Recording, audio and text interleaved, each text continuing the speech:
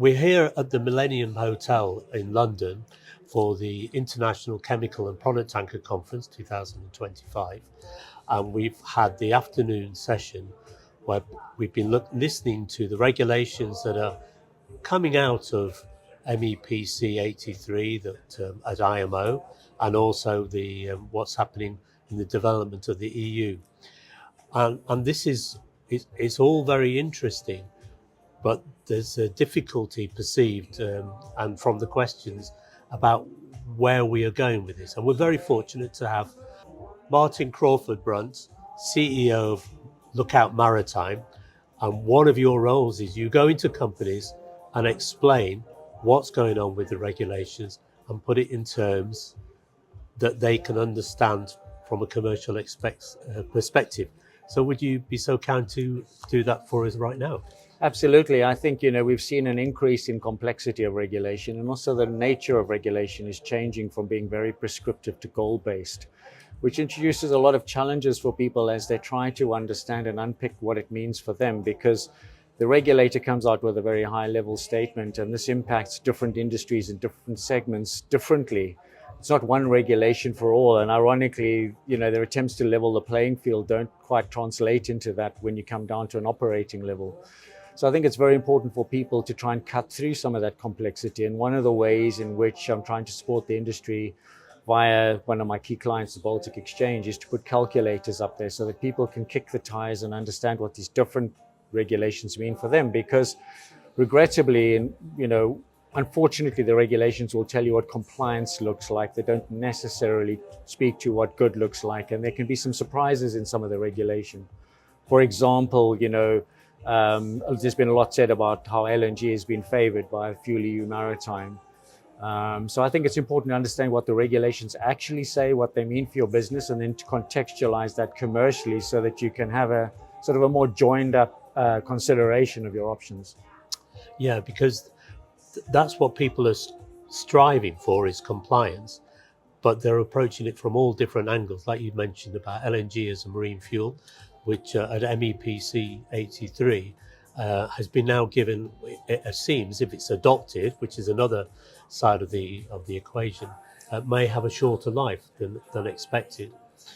And do you think that with IMO being originally established as a safety organisation, do you think? No, we won't go down there because.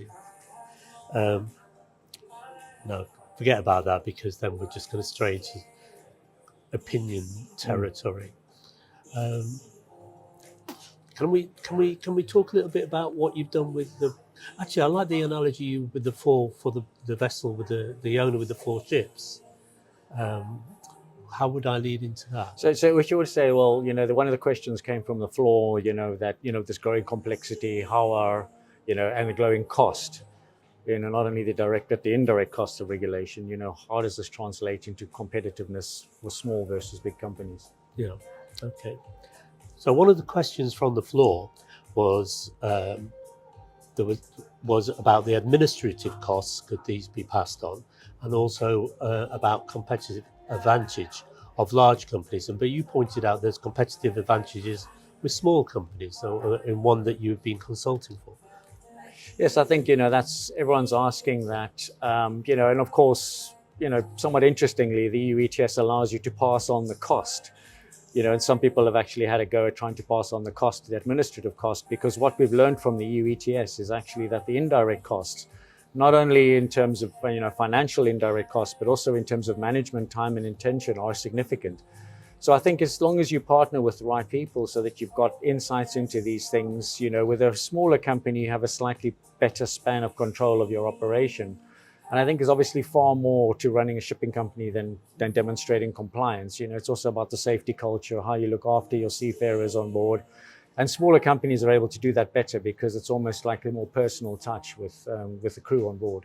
So the notion of a level playing field is not for everyone. I think level playing field is a bit of a misnomer. I don't think we should be aiming for a level playing field. In fact, that's a bit of a trigger word whenever I hear it.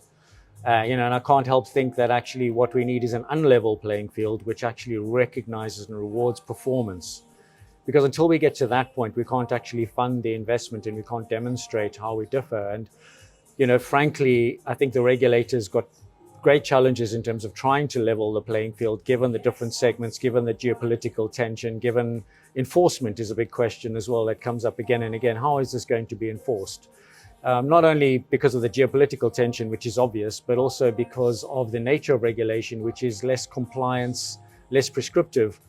And so it means there's an element of assessment. And unfortunately, the regulatory enforcement regime, port state control, is not set up to assess anything. It's a binary outcome they look for. Yeah. Okay. Well, before we end, I have one more question. If you could change one thing in the shipping industry, what would it be? I think it would be for the regulator to focus on the sort of stick element, the bottom end of it, and focus on safety standards for alternative fuels, the guidelines that are to be produced, because not much has been said about the more than 20 guidelines that are actually required in order to make these regulations effective and implementable. And I think we are missing the opportunity to let the market, which actually adapts very, very quickly and responds very, very quickly, take more of a role in supporting the regulator on the carrot end of the equation. Okay, right. Well, thank you very much. That's food for thought. Thank you.